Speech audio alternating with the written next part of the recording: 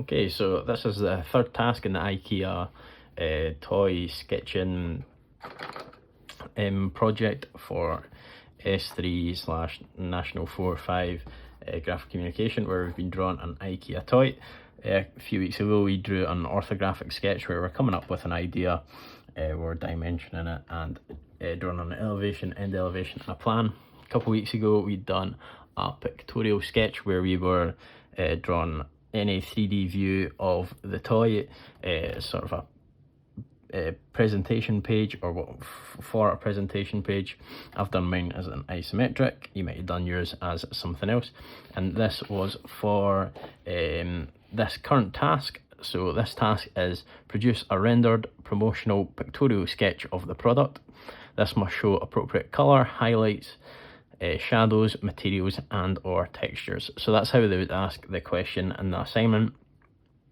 So rendered, so where it says produce a rendered, that just means showing things like colour, highlights, shadows, materials and textures, so making it look realistic. If you're to render something in Autodesk Inventor, you're making it look realistic with light hitting the object and a material and colour, just making it look realistic. And a promotional pictorial sketch. So pictorial, we learned last week, was just any sort of 3D drawing, so isometric, perspective, planimetric, etc. So this task isn't really a test of what your natural sketching ability is like. You should use this as a chance to make your sketching ability better.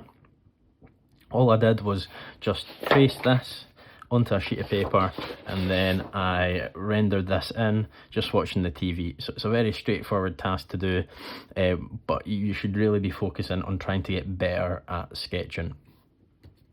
The first thing that I would recommend you do before actually doing this, it's good that you've got a sketch where you've got a dark outline that you can just set to the side, and you can always come back to it and trace around it if you mess up this. But before you do anything, I'd recommend you do a wee page where you're just practicing your sketching.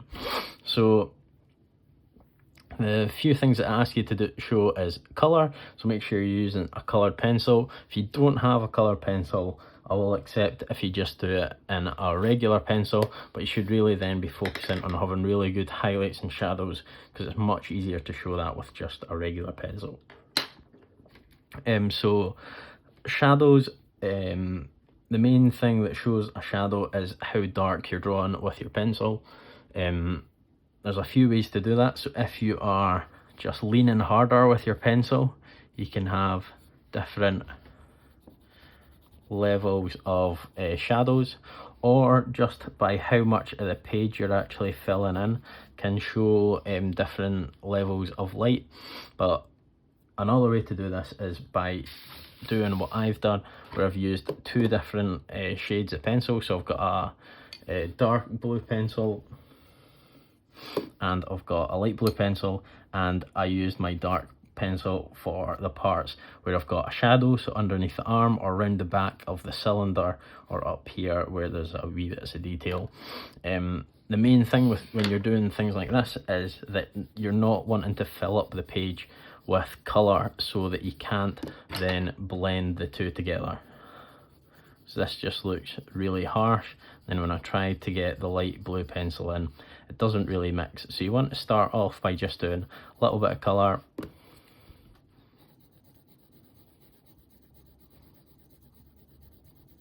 and then just slowly getting darker, and just going back and forth between the two pencils until you get a nice gradient. So this way it does take a bit longer, but I think you get a lot better result, rather than just going really dark with this, going really light. Getting two pencils together works quite well. Pink and red can have quite a good effect as well, and for getting really dark with your reds, it works quite well to do it with a black pencil as well, but I'd recommend practicing that first.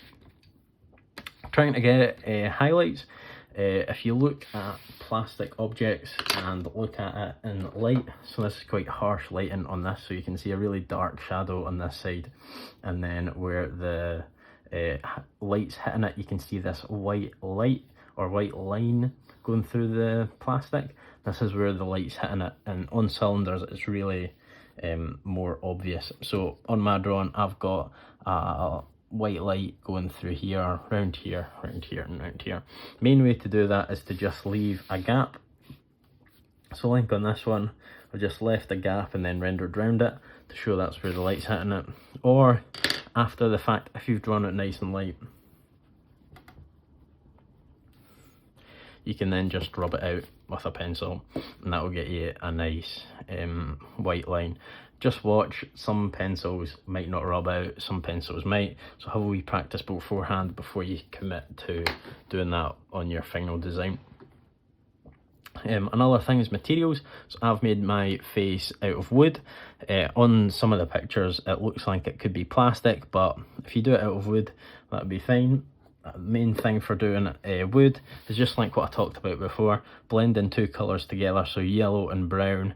Just depends what type of wood you're going to be doing. So if it's mahogany, then it's going to be a lot darker, so it'll be mostly brown, or if it's pine, it will be mostly yellow. Just getting the two colours mixed together. So before you actually get on to doing anything, I'd recommend just having a little page like this where you're just practicing your sketching. So this full task has really been focusing on isometric circles. So you might want to be doing a cylinder first of all, just roughly drawing it. Don't have to do the isometric circle where you're doing a crate. When you're doing cylinders, what I always do is I try to make sure that I've got a rough layout of where I'm going to be putting everything in terms of where all my light's going to be.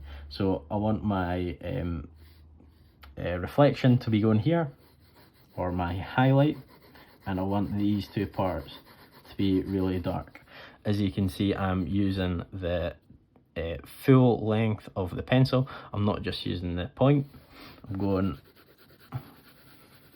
doing the full thing rather than just doing this, just to get in this base colour. And I'll even put the bottom and the top part where I'm going to be putting the dark bits. This would, if I was going to practice and do this, this would maybe take me about 20 minutes. The main thing with trying to make your drawings look as good as possible is just how much time you spend on it. I'd then do the top where I'm going to be doing like a reflection, and I just get it all roughly drawn out. The main thing when I'm looking at people's work is that they've not gone dark enough. People are always scared to go dark because it's harder to rub it out, but if you want your drawing to look good, you really need to make sure you're committing and just trying to lean as hard as possible so you get a real clear difference between highlights and shadows, because that's where you're going to be getting marks for in the assignment. If it's just one big flat colour and it doesn't even show that it's a cylinder with your rendering, or you don't have anything that shows what material it is, you won't be getting the marks for it. So fairly straightforward task, but you should be using this time to practice your sketching skills and not just using this as just a quick task to do. You should spend a wee bit of time trying to get better, improve your skills. Even if you think you're already really good at drawing, try and get a wee bit better by doing some of the wee tasks that I done for myself just before you do your final thing.